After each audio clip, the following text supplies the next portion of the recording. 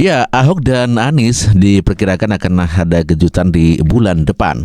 Dan mereka meyakini bahwa pasangan duet antara Anies dan Ahok ataupun Ahok-Anies akan mengantarkan mereka di Pilpres 2029 menjadi pasangan presiden dan wakil presiden Republik Indonesia.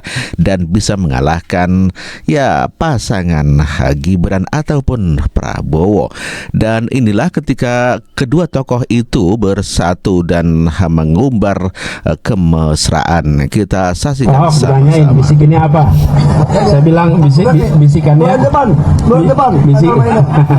Tunggu. Tunggu tanggal mainnya. Tunggu. Nanti dong. Kalau udah kan udah dibilang tunggu harus tunggu dong kita. Ada kejutan di tahun depan, Pak Anies. Ya, pasti ada kejutan. 6 jam lagi, 7 jam lagi. Itulah akan ada kejutan di tahun depan. Tentu saja ini di tahun 2025 diperkirakan duet mereka akan diyakini mengantarkan mereka di dalam Pilpres 2029 mendatang. Dan untuk mengangkat dirinya menjadi presiden tentu saja harus meninggikan diri karena tidak boleh merendahkan dirinya sendiri, maka harus meninggikan diri sendiri. Dan Ahok mengatakan bahwa dirinya yang bisa bekerja sementara Gibran dan Jokowi bukanlah orang yang pandai bisa bekerja.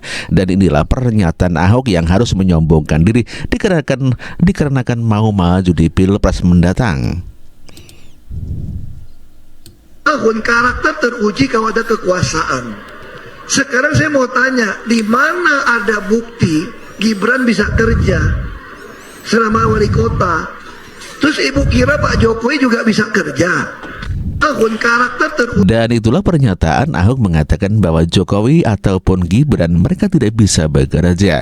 Namun pernyataan Ahok ini dibantah oleh Kodari. Ya, karena Jokowi dipilih 2 kali sementara Ahok kalah di dalam pilihan gubernur di Bangka Belitung. Ini kan seolah-olah Ahok ini mengatakan gua itu lebih bisa kerja daripada Pak Jokowi. Mohon maaf ya, Ahok itu jadi bupati cuma 1 kali.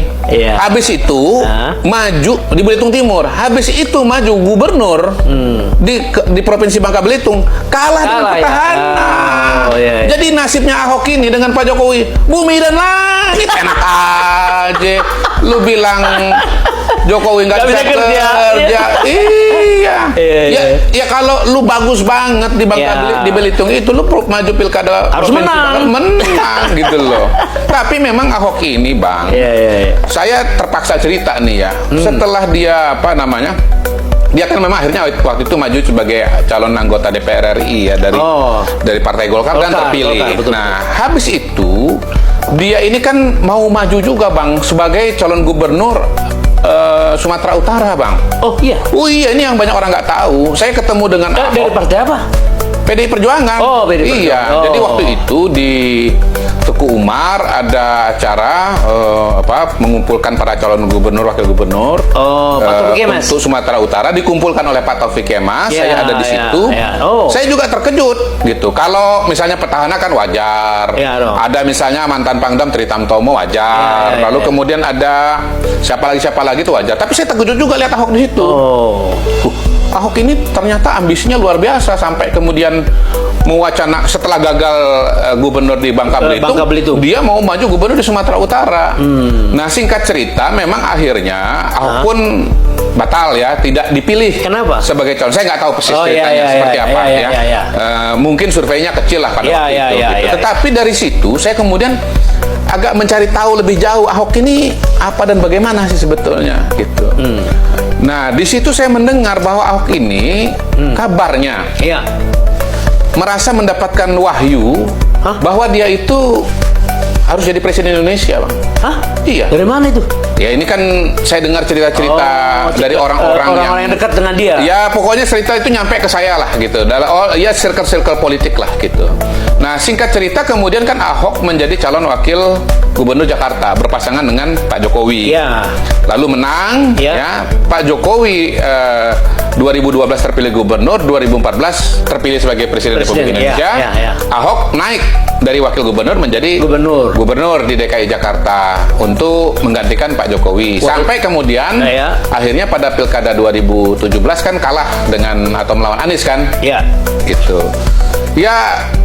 Ya sebetulnya kalau lihat konteks itu memang Ahok ini ambisi politiknya sangat besar. Iya dong. Walaupun menurut saya akan sulit ya. Karena apa? Karena Ahok ini kalaupun dia bisa kerja, tapi dia nggak bisa komunikasi yang baik gitu. Ya, memang telah menjadi sorotan publik di mana duet antara Ahok dan Anies akan menggelegar di Pilpres 2029.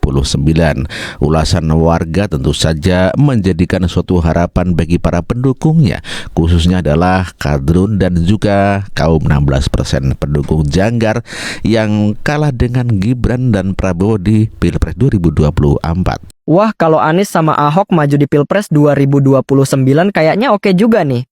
Jadi sempat jadi sorotan kan ketika Ahok sama Anies tampak begitu besti waktu menghadiri acara di Balai Kota Jakarta beberapa hari lalu. Ini merupakan kali pertama mereka tampil berdua di satu acara setelah Pilkada Jakarta 2017 yang berlangsung panas. Nah, keduanya kemungkinan besar bakal berkongsi nih menjadi satu kekuatan politik. Soalnya waktu diwawancara Ahok sama Anies ini kompak katanya bakal ngasih kejutan di bulan depan. Dan kita mungkin udah kebayang sih kalau mereka jadi gabung bakal dapat dukungan yang gede dari publik. Soalnya belum apa-apa, di Pilkada kemarin aja calon yang didukung sama dua mantan rival ini bisa menang kan? Padahal lawannya satu koalisi jumbo ditambah dukungan dari presiden dan mantan presiden. Mimin cukup yakin sih kalau sebagian pemilih Pramono Rano adalah simpatisan Ahok sama Anies karena keduanya punya basis yang kuat di Jakarta. Dan kalau boleh berandai-andai, misalnya dua tokoh ini maju di Pilpres 2029, kemungkinan mereka bakal jadi penantang yang cukup menjanjikan sih bagi Prabowo. Soalnya Anies minimal udah punya 24% suara di Pilpres kemarin, dimana kayaknya PKS juga bakal balik ke hitohnya dukung Abah karena berupaya merapat ke pemerintah pun mereka cukup zonk. Dan juga dia punya dukungan dari orang-orang dengan pendidikan yang tinggi atau kalau boleh kita generalisir ya mayoritas pengguna X lah. Sementara Ahok udah mengantongi suara Ganjar 16% dan juga suara yang cukup tipikal sama pendukung Jokowi. Makanya kalau Pak Jokowi misalnya udah nggak aktif lagi berpolitik, kemungkinan sebagian pendukungnya bakal ke Ahok sih. Karena kita percaya setiap orang ada masanya dan setiap masa ada orangnya. Mungkin kemarin Pak Jokowi masih cukup punya pengaruh di Pilkada karena ya baru aja purna tugas. Kalau udah lama kita nggak tahu juga apakah masih punya power apa tidak. Nah, sementara itu Ahok sama Anies selama 5 tahun ke depan kan ada di barisan oposisi yang tentu bikin mereka terus punya panggung untuk tetap eksis. Jadi ya meski Pilpresnya masih 5 tahun lagi, tapi kerja-kerja politiknya udah dimulai dari saat ini. Kalau menurut kalian gimana nih? Setuju nggak kalau Ahok sama Anies nanti maju di Pilpres? Hampir nggak pernah ketemu,